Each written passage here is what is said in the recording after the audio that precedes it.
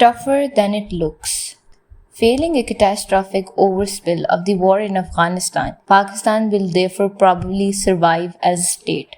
The destruction of United Pakistan and the separation of Bangladesh in 1971 are often cited as possible precedents for future disintegration of today's Pakistan. But this is quite wrong.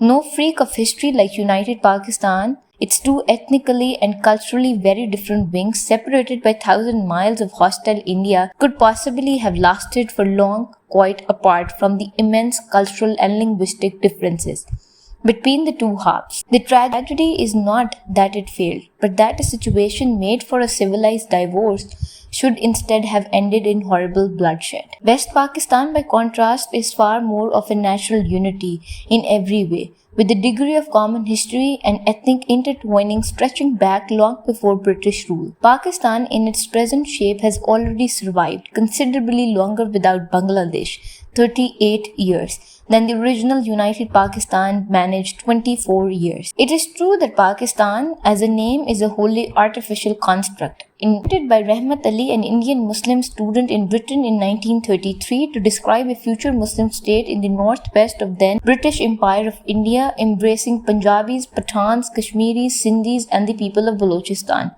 different part of which name make up the word Pakistan.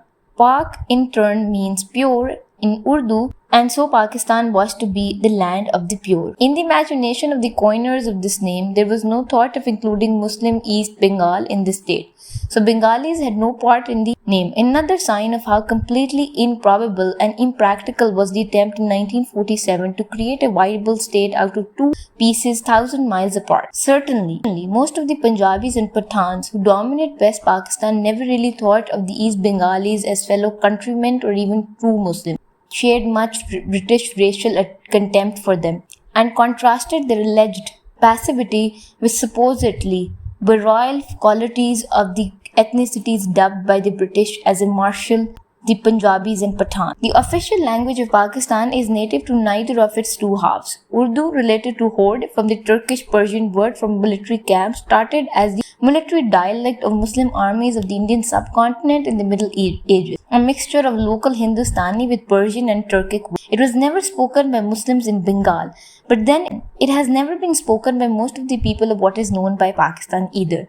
It was the language of the Muslims in the heartland of the old Mughal Empire, centered on the cities of Delhi, Agra, Lucknow, Bhopal and Hyderabad, deep in what is now India.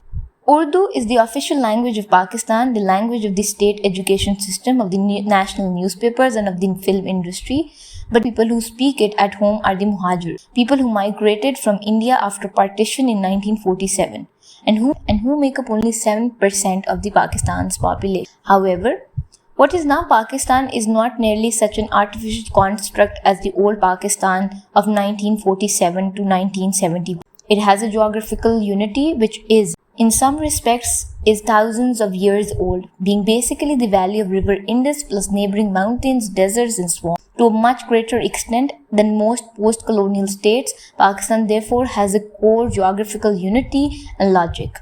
Moreover, most of the Pakistan's different ethnicities have lived alongside each other for a millennia, have been Muslims for hundreds of years and have often been ruled by the same Muslim dynasty. Regional identity may be growing in political importance, with the 2008 elections showing a lower vote for the PPP, Pakistan People's Party in Punjab, and a lower vote for Punjab-based Muslim League in other provinces. All the same, with Pakistanis, there is usually a wheel within a wheel and an identity within an identity, which in turn overlaps with another identity. The only exceptions, the people with a single identity, are some of the Islamists and some of the soldiers, but by no means all of either.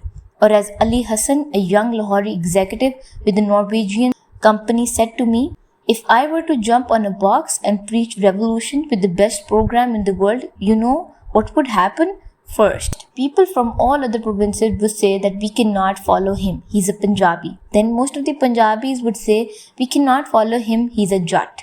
Then the Jats would say, we cannot follow him, he's from such and such Baradri. Even in my own village, half of the people would say something like, "Not follow him, his grandfather beated my uncle in a fight over land." If you preach Islamic revolution, most of the Pakistanis won't follow you.